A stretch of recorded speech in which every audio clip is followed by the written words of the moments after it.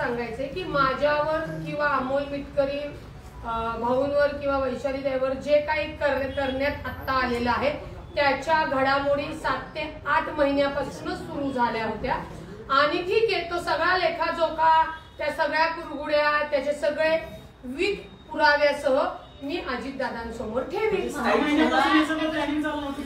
8 महिन्यात. ताई, तुम्हाला आता दुसऱ्या पक्षाकडनं पण ऑफर आल्या. महानगरपालिका अगदी तोंडावर आहे निवडणुका.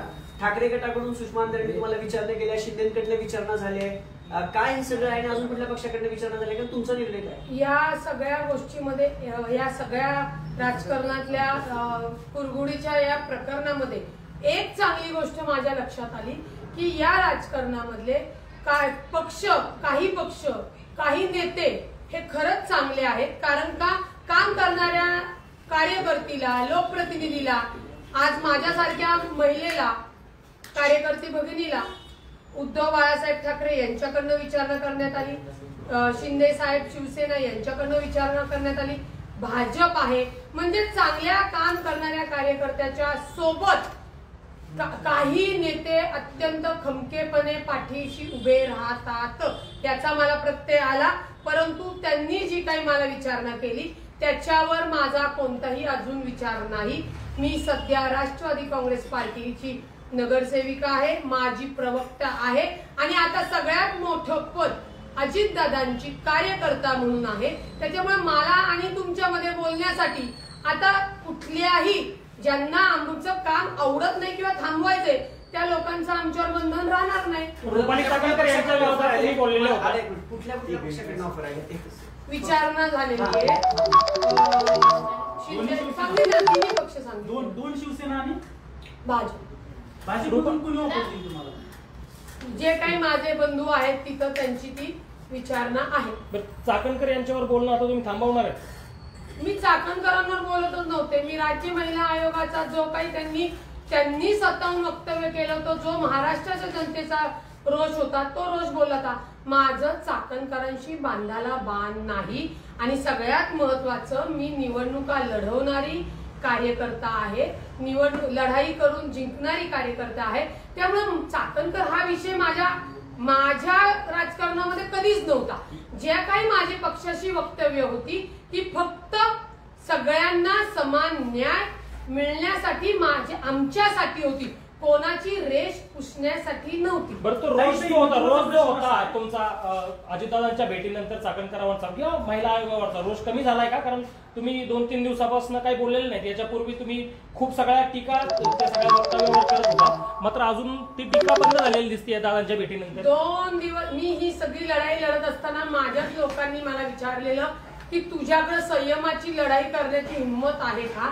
म्हणून तो संयमाची लढाई सुद्धा मला लढण्याची, जिंकण्याची हे असल्यामुळे 2 दिवस मी आपल्या अशी माध्यमाची संवाद साधला नाही.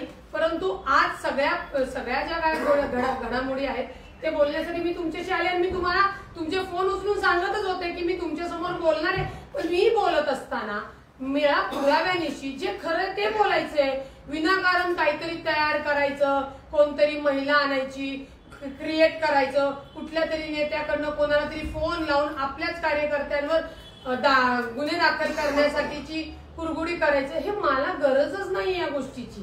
राज्य महिला आयोगाच्या अध्यक्षांच्या राजीनाम्याच्या मागणीवर अजून देखील तुम्ही ठाम आहात? महाराष्ट्राची जनता ठाम असेल तर मी त्यांच्या सोबतच आहे. आता एक लक्षात घ्या, पक्षामध्ये राष्ट्रीय अध्यक्ष यांचंच ऐकलं जातं. आता कोण ऐकत नाही का नाही हा माझा बघण्याचा विषयच नाही. परंतु त्या पीडिताच्या कुटुंबाला राष्ट्रवादी काँग्रेस पक्ष त्यांच्या त्या दुःखात सोबत आहे आणि त्या पीडिताला न्याय देण्यासाठी आम्ही त्यांच्या बरोबर आहोत. हे जे काही संवाद होता हा माननीय अजितदादांनी खुद्द पीडिताशी साधला होता. प्रकरण आहे, त्याच्यानंतर वैशाली अगवणे प्रकरण, आता संपदा मुंडेंचं प्रकरण, या 3ही प्रकरण आणि अनेक महाराष्ट्रातले झालेले जे प्रकरण आहे त्या सगळ्या प्रकरणात रुपाली चाकणकरांचा अख्ख्या महाराष्ट्रानं राजीनामा मागितला. त्यांना राजीनामा द्यायला लावला नाही. त्यांनी आतापर्यंत केलेल्या वक्तव्याचा खुलासा मागितला नाही. तुम्ही एक वक्तव्य त्यांच्या विरोधात केलं आणि तुम्हाला खुलासा मागितला. अजित पवार किंवा पक्ष 2 रुपालीपैकी एकीला न्याय देत आहे आणि एकीला असं हे ठेवत आहे किंवा 2 पैकी कोणाला पाठिंबा देत आहे असं तुम्हाला वाटतंय? तुम्ही हा प्रश्न खरं प्रांत अध्यक्ष सुनीलजी तटकरे साहेब यांना विचारायला पाहिजे.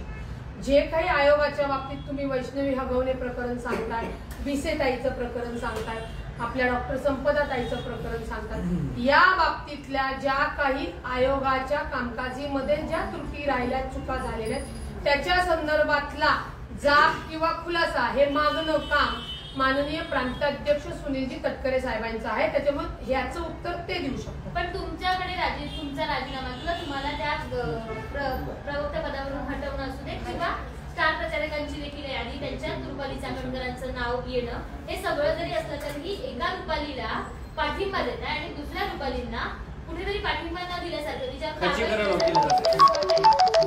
पक्ष किंवा पक्षीकरण होणार आहे. मी तुम्हाला पुन्हा सांगते की नाही मला प्रवक्त्यापदी फेर निवड दिली तरी मी निवडणुका लढणार आहे, जिंकणार आहे आणि माझं लोकप्रतिनिधित्व लोकांनी स्वीकारले, लोकांच्या प्रेमावर त्यांच्या कामावर मी उभी आहे. त्याच्यामुळे पक्षाला किंवा प्रांत अध्यक्षांना कुणाला कौल द्यायचा आहे तो त्यांच्या अधिकारातला विषय आहे.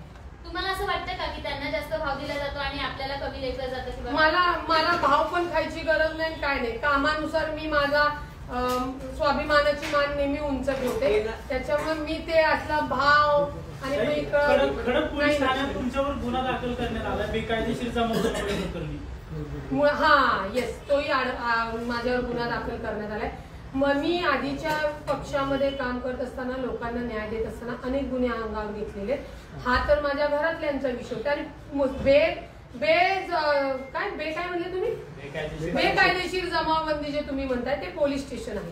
याच पोलीस स्टेशन मध्ये जो वाद मिटला गेला तो दुसऱ्या दिवशी पीआय यांनी दाखल कसा करून घेतला तर सीपीला म्हणे वर्ण मला आलेला आहे, सीपी कडनं अर्ज केला आणि अर्धा तासात गुन्हा दाखल होतो.